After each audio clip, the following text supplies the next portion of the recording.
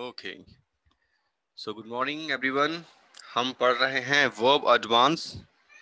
ठीक है, तो वर्ब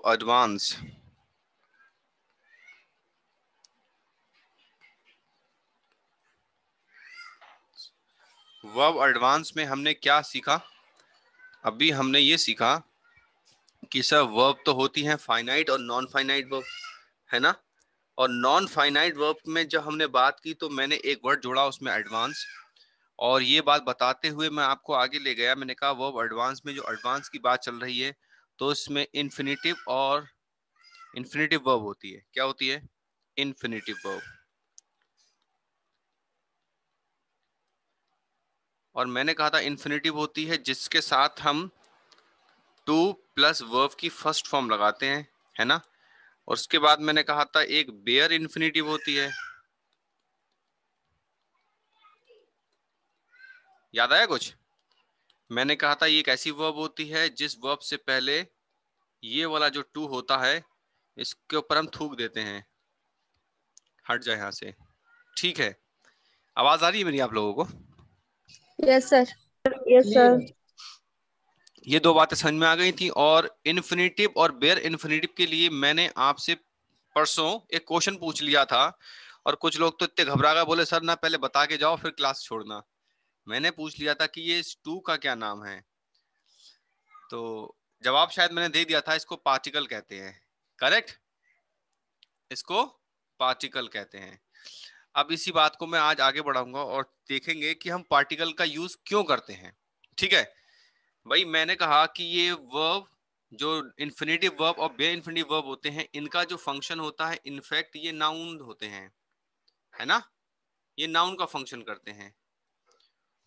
अब जब हम आगे बात बढ़ाएंगे तो इस बात को फिर से हम वापस लेकर आएंगे कि मैंने कहा था इन्फिनिटिव और बे इन्फिनिटिव नाउन होते हैं, और बे इन्फिनिटिव का मतलब प्लस, मतलब टू प्लस वर्ब की फर्स्ट फॉर्म, और बे इन्फिनिटिव मतलब जिसमें वर्ब से पहले टू नहीं होता, यानी कि पार्टिकल नहीं होता। मेरी बात समझ में आ गई यहां तक?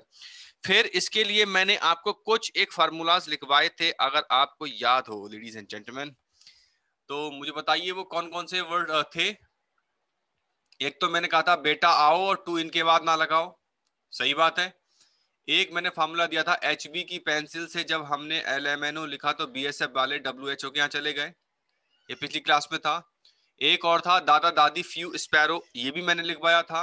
और आज एक और देने वाला हूं, ठीक है। इसको भी ध्यान से देखिए और मुझे बताइए कि क्या है ये फार्मूला। आपके सामने फार्मूला है ICICI।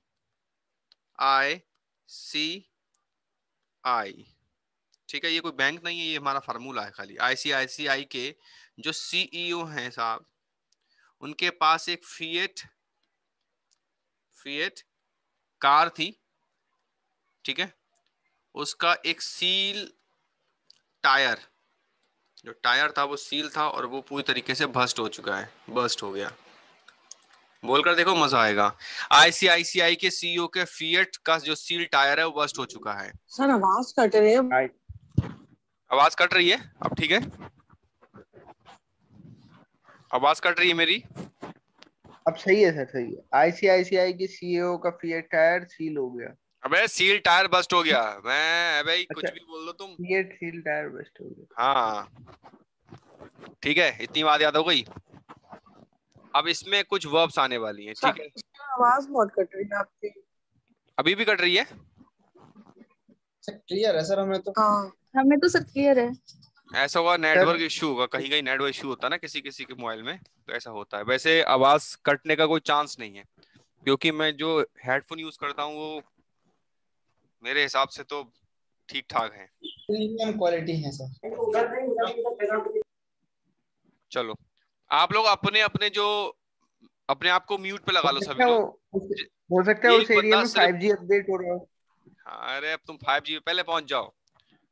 मैं कह रहा हूँ अपने आप को म्यूट पे लगा लोगे तो ज्यादा अच्छा रहेगा। और क्या पता कुछ डाउनलोड हो रहा हो। डाउनलोड तो हो रही है। चलो ठीक है, मैं इस क्लास को आगे बढ़ा रहा हूँ, ठीक है। तो ये जो फार्मूला है ये सारे के सारे इसमें आने वाली वर्ब्स हैं, सबसे अच्छी बात। और ये सारी वर्ब्स आपको पता रहेंगी तो इससे आपको बहुत फायदा होगा। क्या फायदा होगा वो अभी थोड़ी देर में आपको पता चलेगा। मेरे साथ में आप लिखिए आईसीआईसीआई की full form. Invite, command, induce.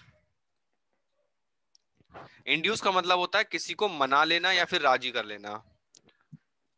Compels, compels का मतलब होता है किसी को मजबूर करना। इम्प्लोर, और इम्प्लोर का मतलब होता है प्रार्थना करना, टू रिक्वेस्ट समवन। ठीक है, ई का मतलब यहाँ पर केयर से है, और ई का मतलब एंटाइटल से है।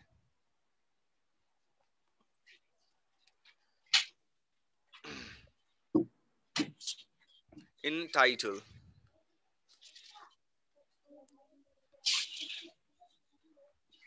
ठीक है। और ओ का मतलब अब्लाइज,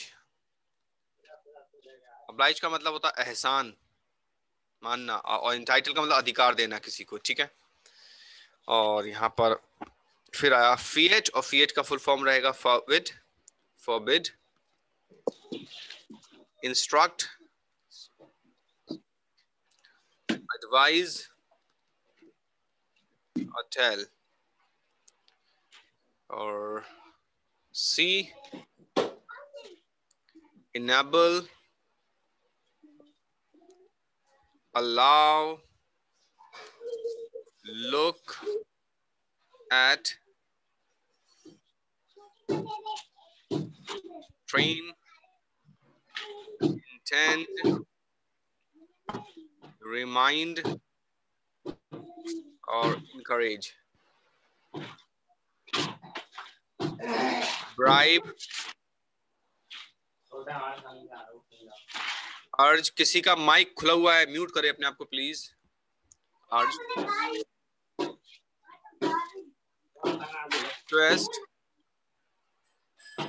सी और teach. I am asking somebody here whose mic is activated, please. हाँ गायत्री देवी, आपका माइक खुला है। जी सर। और तरुण, तरुण अपना माइक भी ऑफ करो। ठीक है, अब यहाँ पर जिसके जिसके घर में बिल्कुल भी शोर ना हो रहा हो वो अपना माइक खोलेगा। गौरी वर्मा, माइक ऑफ रखो। जिसका माइक, जिसके घर में बिल्कुल भी शोर ना हो वो माइक खोल के रखेगा, ताकि मैं उससे पूछूं हाँ भी ठीक तो ओके। ठीक है आशीष, good.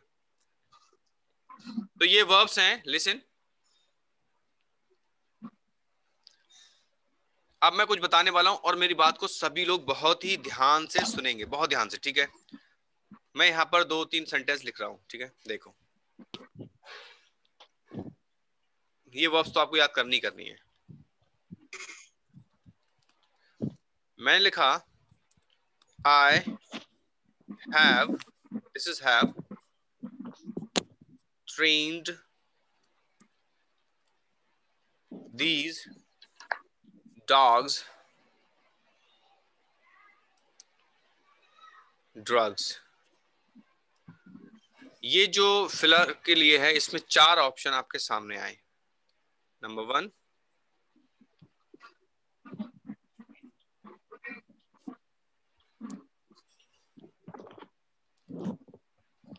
sniffing out, sniff out। Number 3, to sniff out।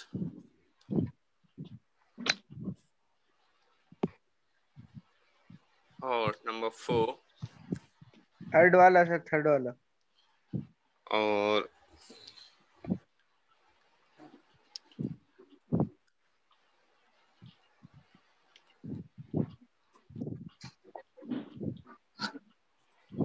बताओ क्या आएगा और क्या इसका मतलब होगा। कम ऑन, ठीक है, सभी लोग एक सोचो और मुझे जवाब दो। सिर्फ सोचो और मन में सोच लो एक बार और फिर मुझे बताना। सर थर्ड वाला, थर्ड वाला। अरे वो तो ठीक है, थर्ड वाला या फोर्थ वाला, मैं ये बोल ही नहीं रहा हूं। सिर्फ सिंपल आपने सोचना है मन में कि कौन सा ठीक है और क्यों ठीक है।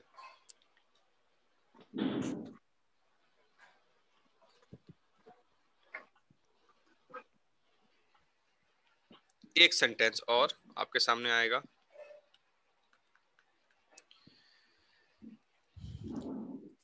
Now let's get back home, it is no use to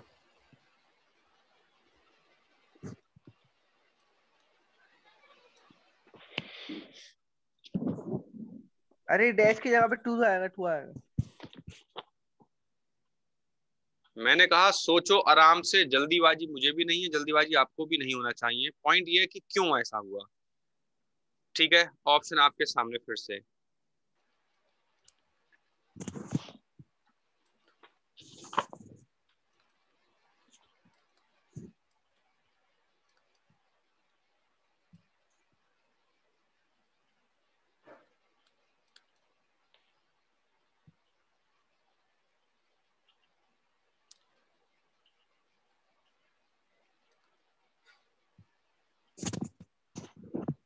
चलो, दो सेंटेंस आपके सामने लिखे हैं मैंने और दोनों में आपने बताना है क्या है।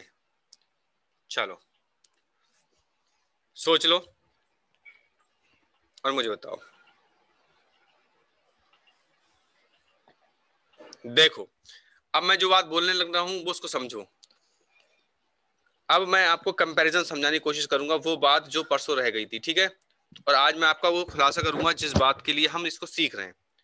इन्फिनेटिव वर्ब देखो, इन्फिनेटिव वर्ब और एक वर्ब जिससे हम बोलते हैं जिरेंड। आज हमारा जिरेंड भी शुरू हो जाएगा अभी।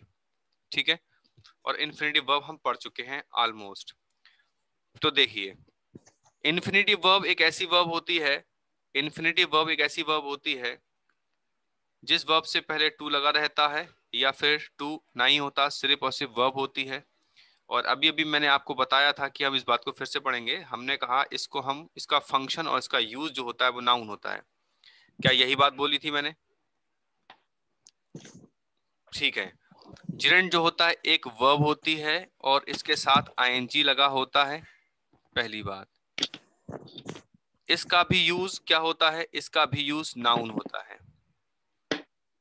तो ये भी नाउन और ये भी नाउन, दोनों ही नाउन। तो हमें कैसे पता चले कि हमने कौन सा वाला कहां लगाना है? तो लेडीज एंड जेंटलमैन ध्यान से सुनिएगा।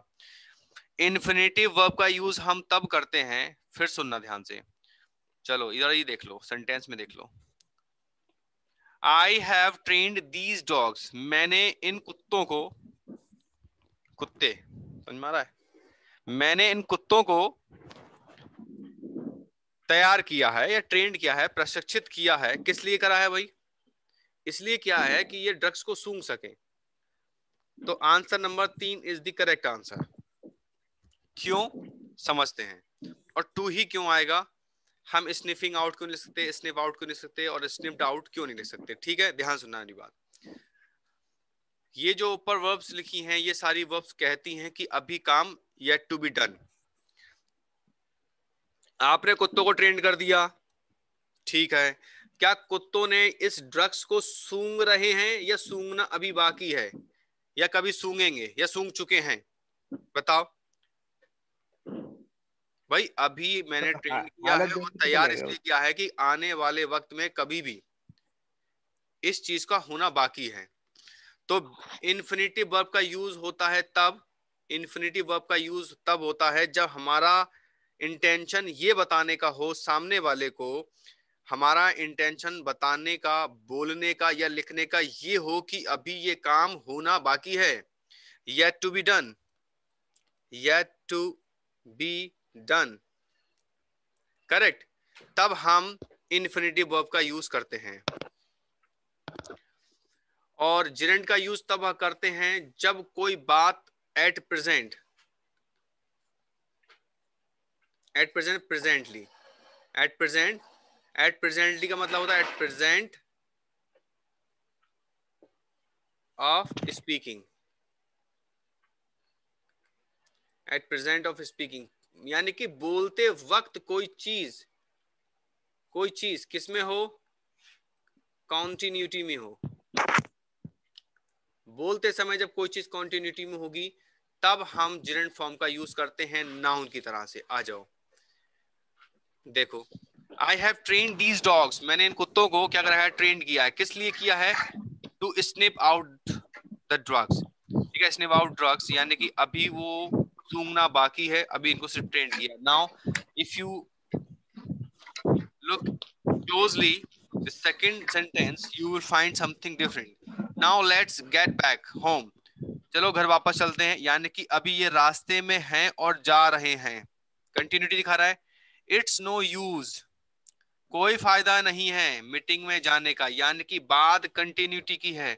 तो मैं यहाँ क्या लगाऊंगा, आंसर नंबर बोलो। Going. It's no use going, जाने का कोई फायदा नहीं है। It's no use to go in the meeting, इसका मतलब ये गलत हो जाएगा, लिखने को लिख सकता है कोई बंदा it's no use to go in the meeting, यानी कि इसका मतलब जाना उसको बाकी है, लेकिन नहीं लिख सकते। ये यूज ही तब होता है जब कोई चीज कंटिन्यूटी में दिखाते हैं। तो इससे पहले जो फॉर्मूला मैंने बनाए थे उनको अगर ध्यान से देखोगे, जैसे मान लो इनवाइट करना, जब इनवाइट करोगे तो इसका मतलब वो चीज अभी दावत बाकी है। इंड्यूस करना, किसी को मनाना, फॉर व्हाट, कोई काम अभी होना बाकी है, हो नहीं सकता इंड्यूसिंग टाइम पर। कंपेल करना, इम्प्लोर करना, ऑब्लाइज करना, फॉरवर्ड, इंस्ट्रक्ट, एडवाइस, टेल, सी।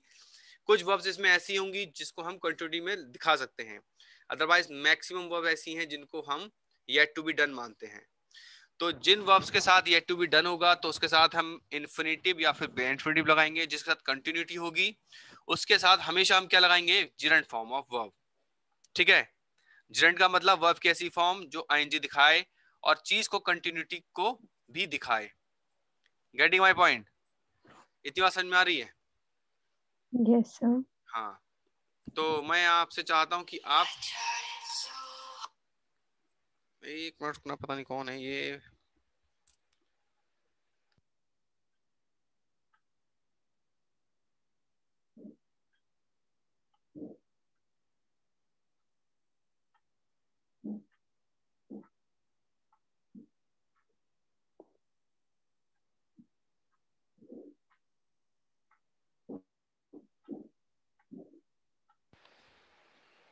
हेलो, हाँ जी, मैं आपसे चाहता हूं कि आप थोड़े से कुछ 3-4 सेंटेंस बनाएं, किससे रिलेटेड, आईसीआईसीआई से रिलेटेड। आपने करना क्या है, बहुत ही सिंपल है। ये जो फॉर्मूला है इसमें से सब वर्ब उठाइए, कोई सी भी। पहले आप सब्जेक्ट लगाएंगे, उसके बाद आप डायरेक्टली इनमें से कोई वर्ड यूज कर सकते हैं। अगर इनसे पहले कोई हेल्पिंग वर्ब यानी कि ऑक्सिलरी वर्ब लगाना चाहते हैं तो हेल्पिंग वर्ब लगा सकते हैं। उसके बाद इनमें से कोई वर्ब लगाइए, उसके बाद आप लिखेंगे ऑब्जेक्ट, लिखेंगे ऑब्जेक्ट होना जरूरी है। उसके बाद एक ऑब्जेक्ट और लिखेंगे जिसके अंदर टू फॉर्म ऑफ वर्ब होगी, यानी कि direct object. I have trained, what you have trained, you have trained to snip out, for whom these dogs। तो जो वर्ब यानी कि जो ऑब्जेक्ट वर्ब के लिए फंक्शन करता है वो डायरेक्ट ऑब्जेक्ट, जो नाउन के लिए फंक्शन करता है वो इनडायरेक्ट ऑब्जेक्ट। ठीक है, इसको मैं पढ़ा चुका हूं ऑलरेडी आप लोगों को। तो कुछ सेंटेंस बनाइए, कम ऑन, 5-5 सेंटेंस बना लो आप, ज्यादा नहीं बनाओ। ठीक है, अच्छा ये तुम्हारा होमवर्क रहा, तुम आराम से बना के लाना, और बना के ला उसको। हम जिरेंट की तरफ बढ़ रहे हैं, ठीक है।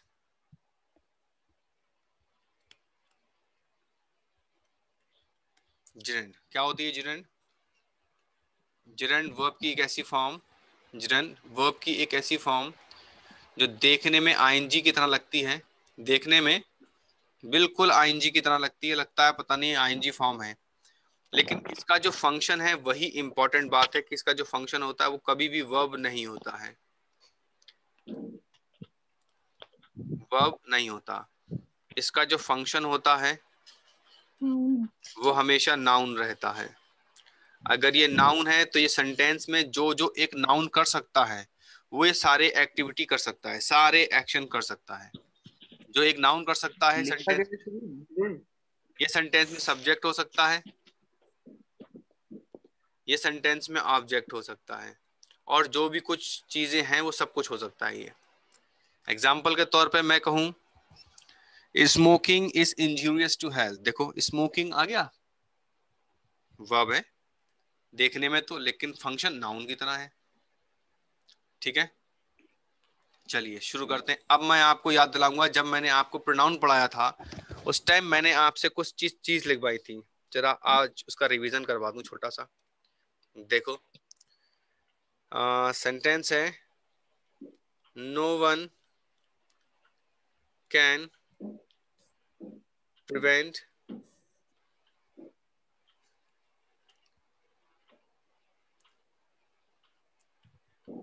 मी गोइंग देयर टू, वी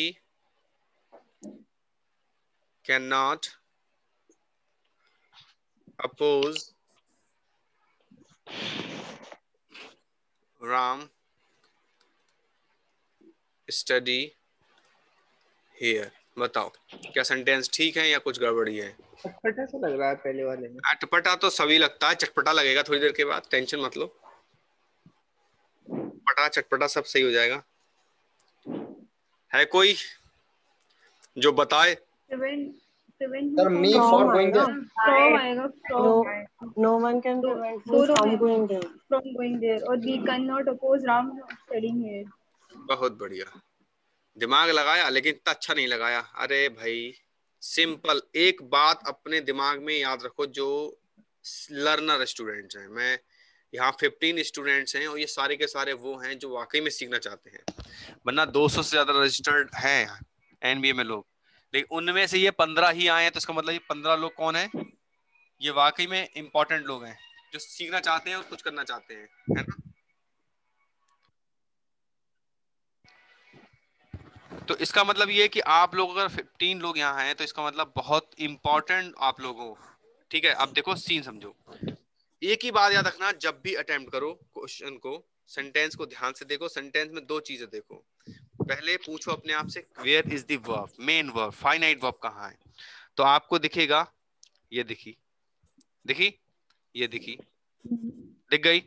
इससे पहले अगर थोड़ा सा जाओगे तो भैया ये इसकी ऑक्सिलरी वर्ब हो गई। यही चीज इंपॉर्टेंट है, इसके बाद जो कुछ होगा वो अब नहीं हो सकती। यही बात है, बोलो हाँ या ना भाई, हाँ या ना? Yes, yes. अब इसके आगे वाली जो कहानी है वो वर्ब नहीं हो सकती, तो इसका मतलब ये वर्ब नहीं है, ये वर्ब नहीं हो सकती, इम्पॉसिबल। करेक्ट। अब जो समझने की बात यह है कि एक नाउन से पहले एक नाउन अगर आ जाए, ladies and gentleman, the most important thing is going to be happen. देखो, अगर एक नाउन से पहले एक नाउन आ जाए, दूसरी बात, अगर एक नाउन से पहले कोई प्रोनाउन आ जाए, अगर एक नाउन से पहले कोई चीज आ सकती है तो वो क्या हो सकती है? ये देखो, समझ में आई मेरी बात? ध्यान से समझना मेरी बात। मैं कह रहा हूं अगर नाउन लिखा हो और उससे पहले नाउन लिख दिया जाए तो क्या लिख सकते हैं, हाँ या ना? क्वेश्चन अपने आप से पूछना है, किसी के चक्कर में नहीं पड़ना है। You have to learn yourself, आपने खुद सीखना है। There is no one who can guide you except you. बात समझ में आई? मैं फिर से बोल रहा हूं, नाउन से पहले अगर प्रोनाउन आ जाए क्या लिख सकते हैं? फिर क्वेश्चन पूछो अपने आप से, नाउन से पहले क्या चीज, कौन सा वर्ड होना चाहिए जो लिखा जा सकता है? तो तीनों का एक ही आंसर है, तीनों का एक ही आंसर है माय डियर स्टूडेंट्स, एक ही आंसर है, और वो आंसर बड़ा खूबसूरत है, वो है एडजेक्टिव। क्या है? नाउन से पहले अगर कोई चीज आएगी और नाउन को मॉडिफाई करने के लिए तो वो क्या होनी चाहिए? एडजेक्टिव। तो नाउन से पहले लिखे हुए नाउन को एडजेक्टिव बनाने के लिए, नाउन से पहले नाउन को एडजेक्टिव बनाने के लिए क्या करते हैं? बड़ा ही सिंपल है, कि उसको पॉजिटिव केस में लिखते हैं। नाउन से पहले अगर प्रोनाउन आए और प्रोनाउन को पॉजिटिव बनाना हो, यानी प्रोनाउन को एडजेक्टिव बनाना हो, तो उसको भी कौन सी फॉर्म में लिखते हैं? पॉजिटिव फॉर्म में लिखते हैं। कौन सी फॉर्म में लिखते हैं? Possessive. और पॉजिटिव मैंने इस तरीके से लिखवाया था, अगर प्रोनाउन याद हो, मैंने कहा था पॉजिटिव एडजेक्टिव केस। बोलो हाँ या ना? हाँ possessive पॉजिटिव हाँ याद है। एडजेक्टिव केस लिखवाने का पर्पस ये था कि ये एडजेक्टिव होते हैं, नाउन प्रोनाउन नहीं होते। अब यहाँ पर क्वेश्चन मार्क है, नाउन से पहले क्या आए? भाई बहुत ही सिंपल सी बात है सर, कुछ नहीं आए, एडजेक्टिव ही आए, एडजेक्टिव ही आए। मेरी बात समझ में आई? तो लेडीज एंड जेंटलमैन ध्यान से देखिए, ये नाउन है, जिरंड अपने आप में नाउन होता है, तो क्या मैं मी की जगह पर अगर मैं माई लिख दूं तो क्या इसमें कोई दिक्कत हो जाती? माई गोइंग लिख सकता हूं मैं, क्यों नहीं लिख सकता? राम लिखा है, स्टडी लिखा है, राम स्टडी, तो बहुत ही बदतमीजी है, बहुत ज्यादा गड़बड़ झाला हो गया कि राम नाउन है उसके बाद वर्ब लिख दी, तो राम स्टडीज लिखो, जो लिख नहीं सकते क्योंकि सेंटेंस के अंदर एक ही वर्ब होती है। तो कहीं ऐसा तो नहीं सर कहना चाहते हो कि इसको स्टडीइंग लिख दो और राम को राम्स लिख दो? यही बात थी जो आपको समझानी थी। No one can prevent my going there. मेरा जाना वहां पर कोई नहीं रोक सकता। We cannot oppose Ram's studying here. Ram की स्टडी को यहाँ पर कोई नहीं रोक सकता। समझ में आ रहा है? जैसे मैं कहूँ सेंटेंस में भाई I या फिर you या फिर they या फिर we, कुछ भी हो सकता है। मैं लिख दिया like, तो we like, I like, they like, you like what? Studying.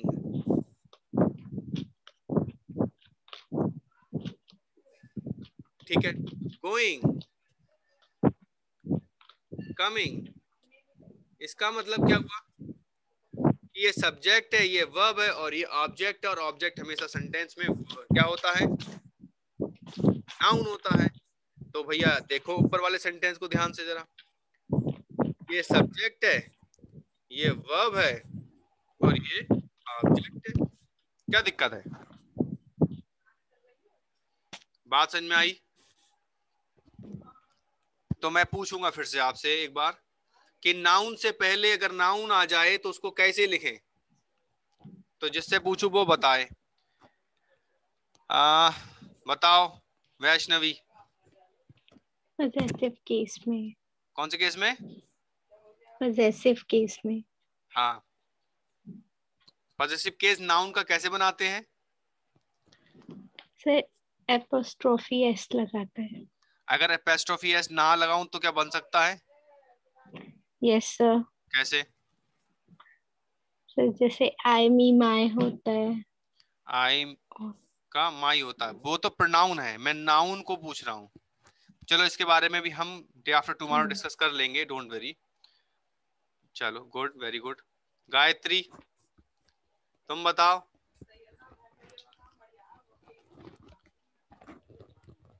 हाँ गायत्री देवी,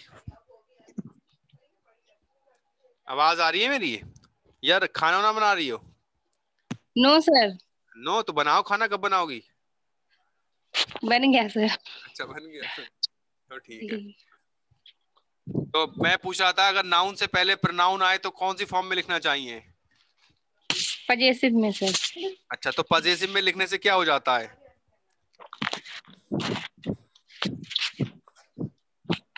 देखो मैं पूछता हूँ, बत्रा बताओ, अगर नाउन को पजेसिव में या फिर प्रोनाउन को पजेसिव में लिखे तो उनका फंक्शन क्या होता है?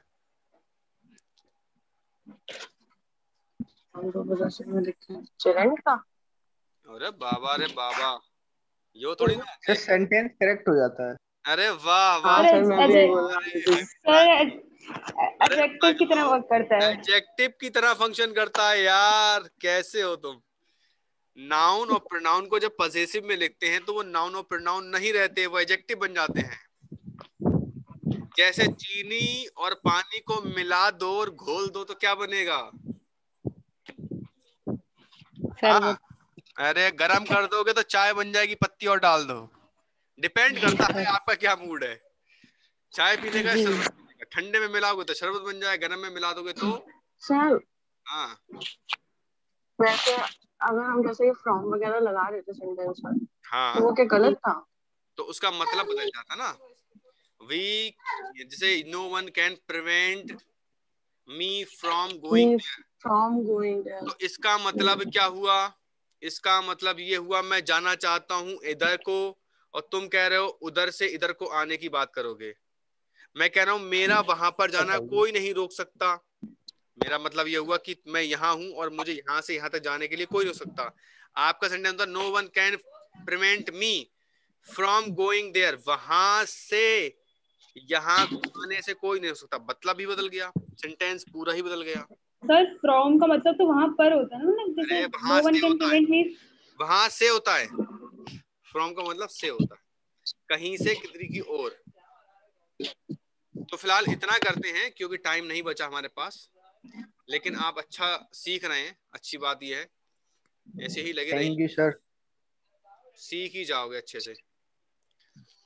यहां तक समझ में आ गया? अब मैं कुछ होमवर्क आपको सेंड करूंगा, और होमवर्क में क्या होगा, कुछ वर्ब्स होंगी, मतलब फिक्स प्रेपोजिशन होंगी, जिसके लिए बत्रा बहुत ही परेशान है, पता नहीं क्या सर क्या कहना चाह रहे थे।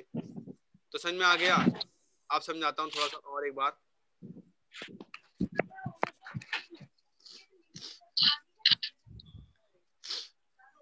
वो बात कल परसों आएगी कि मैं बता देता हूँ कि प्रेपोजिशन के बाद हमेशा जिरंड केस लगाना चाहिए। अगर प्रेपोजिशन टू है तो भी इसके बाद जिरंड केस ही आएगा, अगर फ्रॉम है तब भी आएगा, अगर प्रेपोजिशन एट है तब भी, अगर फ्रॉम है तब तो आ ही रहा है ना, ऑफ है तब भी आएगा, इन है तब भी आएगा। अब कैसे है देखो, मैं कहूँ कि मैं पढ़ने में अच्छा हूँ तो कौन बताएगा? मैं, इन हाँ तो बता बता बता, मैं पढ़ने में अच्छा हूँ, बताओ कैसे बनाओगे? दाऊद इब्राहिम आई साहब। Am good in studies. I am good in good. Good in studies. Good बोल, आगे बोल। In studies. इन स्टडी, ये होगी बदतमीजी, गलत हो गया बेटा। अभी अभी क्या बोला मैंने किडिंग कि अगर ये आ जाए तो उसके बाद जिरंड आता है, बोलो हाँ। यस सर अब तुमने दिमाग लगा लिया तो गुड के साथ पहली बात तो इन नहीं आता, गलत हो गया। एट आएगा। गुड के साथ एट एट आता है, एट आएगा। और जब एट आ गया तो स्टडी आने वाली फॉर्म आईएनजी में होगी, I am good at studying. आया, इसी चीज को कहते हैं फिक्स्ड प्रेपोजिशन बत्रा, कि गुड के साथ एट आता है मतलब आता ही है, हटा नहीं सकते। और अगर ऐसा कर दिया तो आगे आने वाली चीज जेरंड फॉर्म में ही होगी। Getting my point? तो ये Yes, वाली sir. जो लिस्ट है फिक्स्ड प्रेपोजिशन की, और जिसके बाद जेरंड केस आएगा ही आएगा, मैं I will send it to you in your group. हाँ ये सही। ठीक है, हाँ ये सही है। तो ये बात जो सही है तो आपको करना भी है भाई, कम से कम 10 सेंटेंस बनाने ही बनाने हैं जेरंड फॉर्म पर, और 5 सेंटेंस मैंने बोले थे जो ऊपर था इन्फिनिटिव वर्ब वाला, आईसीआईसीआई फॉर्म वाला, उस पर बनाने हैं। ठीक है, आज के लिए इतना ही, बाकी मिलते हैं परसों को। ठीक है, परसों को मैं आपसे, आपका टेस्ट होगा छोटा सा, इसमें मैं आपसे पूछूंगा बताओ आईसीआईसीआई वाला, एचबी की पेंसिल वाला, दादा दादी वाला, ये जो रूल है ये बताना है आपको, और सेंटेंस भी बनानी है आपको। ठीक है, यस सर। यस सर इतना कर लोगे तो बहुत अच्छा हो जाएगा। किसी को कोई डाउट हो तो पूछो जल्दी से। नो सर आ गया। हाँ? तुम ये बताओ दाऊद इब्राहिम, तुमने नाम किसने लिया तुमने?